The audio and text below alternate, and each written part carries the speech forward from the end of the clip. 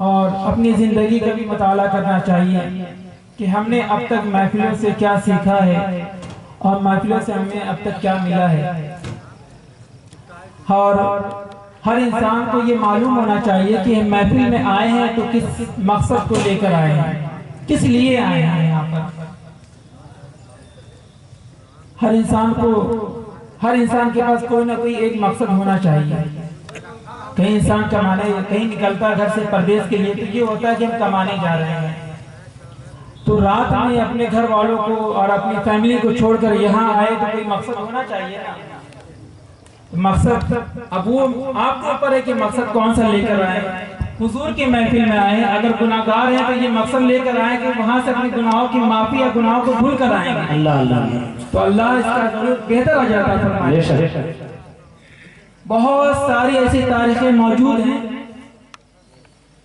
फुज़ैल बिन अयाज का वाक़या ले लीजिए। वो पहले क्या थे वो एक डाकू थे, लेकिन अल्लाह ने तौफीक दी, तौबा किया, वक्त के वली बन गए। अल्लाह अल्लाह अल्लाह। हबीब अजनी क्या थे? सूद का धंधा करते थे। अल्लाह ने तौफीक दी, तौबा की, अल्लाह ने उन्हें दे दिया। बिश्र हाफी, जुनैद बगदादी, एक रिवायत में ये आता है कि पहले कुश्ती क्या करते थे, पहलवान थे, लेकिन सैयदुल अल्लाह ने जब तौफीक दी, तौबा की, तो अल्लाह ने उन्हें अता कर दिया। तो हम तौबा करके बड़ी बड़ी चीजें पा सकते हैं, तो क्या गौसे आज़म की महफिल में बैठकर अल्लाह की बारगाह में तौबा करे क्या रब कबूल नहीं फरमाएगा? बेशक मेरे गौस ने हम गुलामों पर इतना करम फरमा दिया है कि हुजूर गौसे आज़म का फरमान है, कोई मेरा मुरीद हो उसे उस वक्त तक मौत नहीं आ सकती जब तक अल्लाह उसे तौबा की तौफीक ना दे। अल्लाह अल्लाह अल्लाह अल्लाह। ये मकाम गौसे आज़म है। एक शख्स था जो बड़ा इबादत गुजार था, बहुत गरीब था। आज हम थोड़ी थोड़ी परेशानियों पर किस तरह कोसते हैं, दीन को कोसते हैं, न जाने बुरा भला भी कह जाते हैं, पता नहीं ईमान सलामत रहता है कि नहीं रहता है, जो चाहे मुंह में आया कह देते हैं। लेकिन एक शख्स था, बहुत इबादत और रियाजत वाला बंदा था, इबादत और रियाजत उसने बहुत की, लेकिन खाने को उसके पास नहीं था। सजदे में सब तो जरूर है, लेकिन बच्चे भूखे मर रहे थे, भूख सता रही थी, परेशान थे।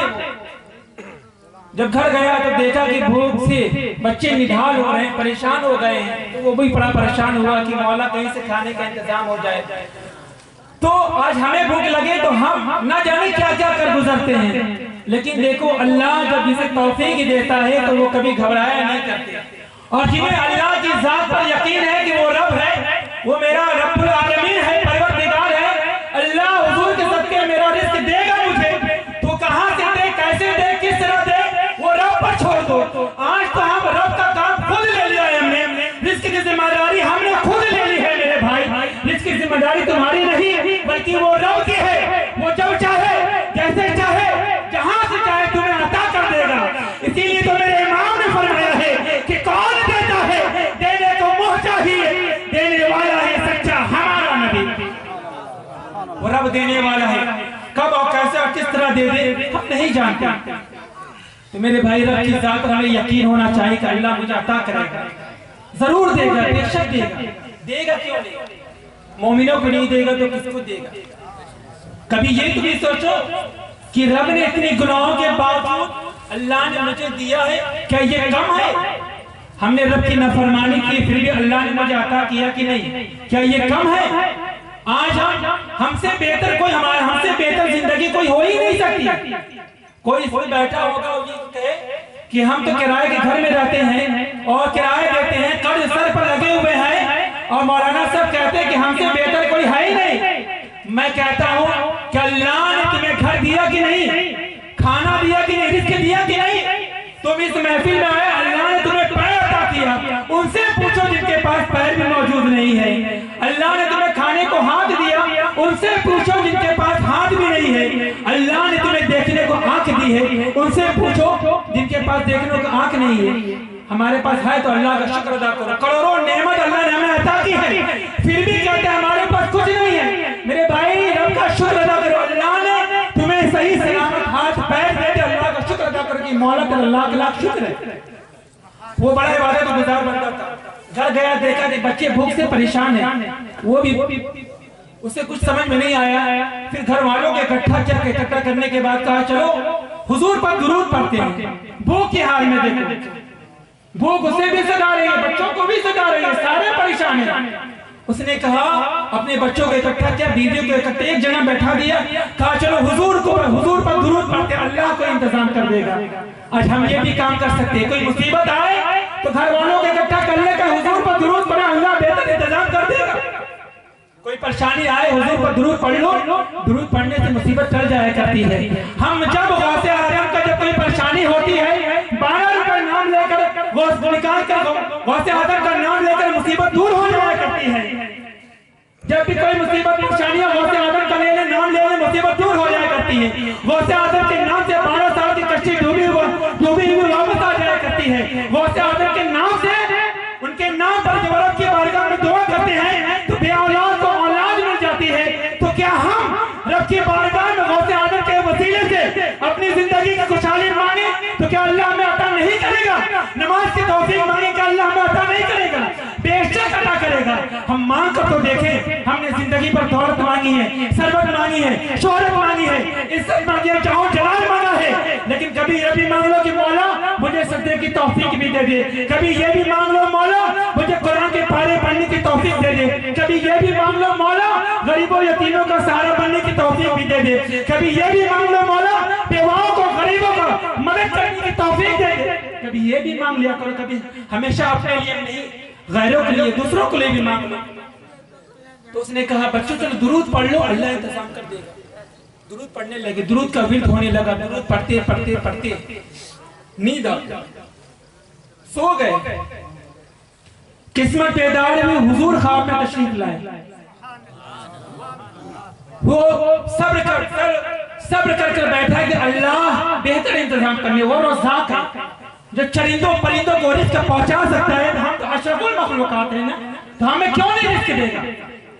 सो गया वो दुरूद पढ़ते पढ़ते। तो किस्मत बेदार हुजूर ख्वाब में तशरीफ लाए। कहा कि तेरे घर के बगल में एक अजमी शख्स रहता है, उसके पास जा और जाकर ये कहना कि जो तेरे लिए दुआ की थी वो दुआ कबूल हो गई। क्या कहा हुजूर ने? क्या फरमाया?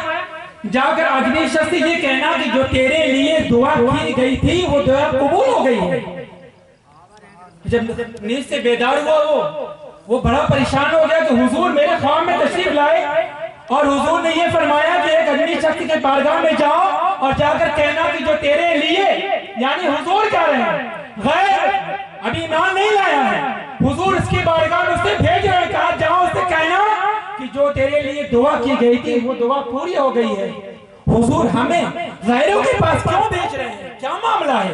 वो बड़ा परेशान था, क्या मैंने कोई गलत तो ख्वाब नहीं देखा? वो कश्मकश में था और ये भी सोचने लगा कि हुजूर की शक्ल पर शैतान नहीं ले सकते, शैतान हुजूर की शक्ल लेकर नहीं आ सकता। वो बड़ा परेशान था, आखिर हुजूर ने ऐसा कहा कि हुजूर ऐसा फरमाया, हुजूर ने ऐसा फरमाया क्या? वो बड़ा परेशान था। परेशान सोचते सोचते फिर उसे नींद आ गई, फिर सो गया।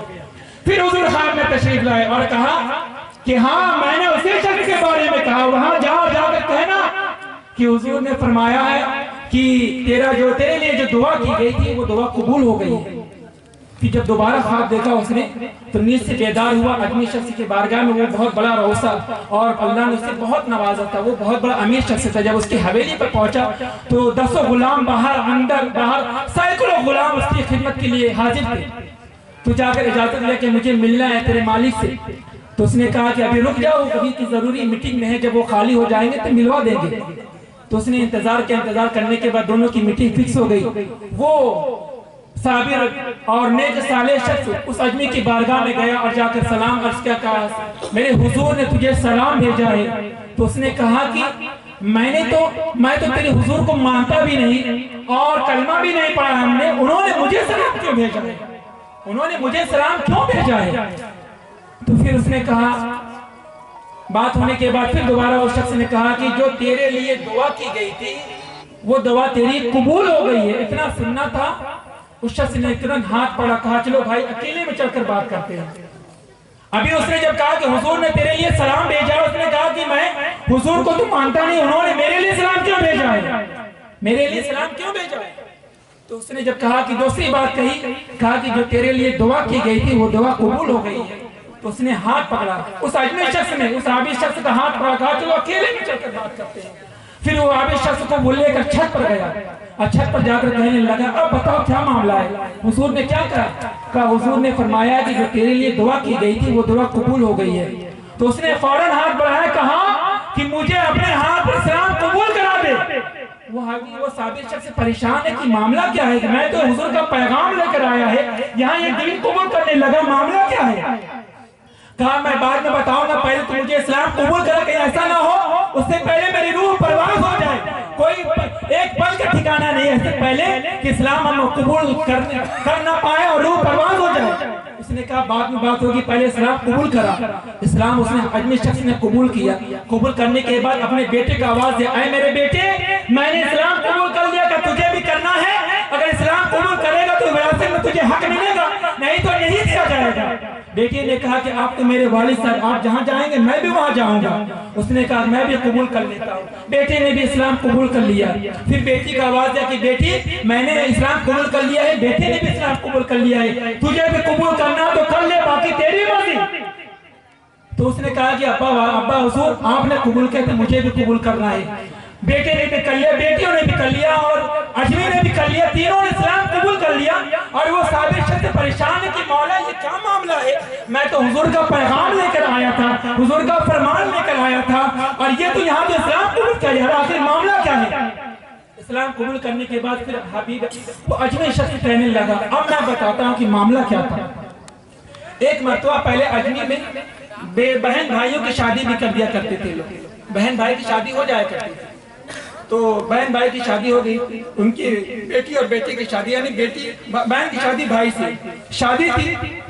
तो सारे इंतजाम, सारे बराती खाने के बाद जब जाने लगे, जब वो घर में अकेले तन्हाई में पहुंचा, घर में पहुंचा, पहुंचने के बाद दरवाजा बंद किया, जैसे बिस्तर पर वो पहुंचा तो एक औरत की आवाज, एक लड़की की आवाज आई, रोती बिलखती हुई लड़की, और आवाज क्या आ रही थी कि माँ मेरे पड़ोसी ने मुझ पर बड़ा जुल्म किया है, एक तो दावत भी नहीं दी और दूसरी बात खाने की खुशबू घर तक आती है, खुशबू की बुनियाद पर भूख और बढ़ जा रही है। माँ पड़ोसी ने मुझ पर बड़ा जुल्म किया है, दावत भी नहीं दी है और खाने की खुशबू घर तक आ रही है और खाने की खुशबू की बुनियाद पर भूख और बढ़ रही है। माँ ये पड़ोसी ने बड़ा हम पर जुल्म किया है। इतना सुनना था वो मजूसी शख्स परेशान हो गया, उसने फौरन उठा, वो सोचने लगा कि इस घमेरे घर के बगल में हुजूर के आल वो कोई मामले नहीं थे बल्कि सैयदजादे थे, सैयदा थी, सैयदा।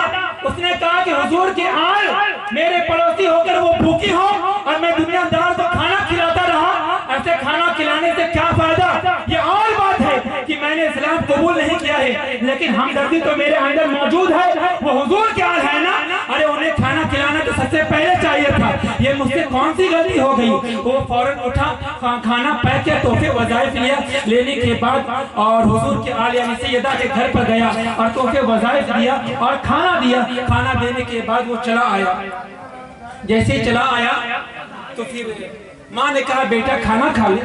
तो बेटी ने कहा कि अम्मा ये खाना तो गैरों का, हम कैसे खा ले हैं, हम कैसे खा ले।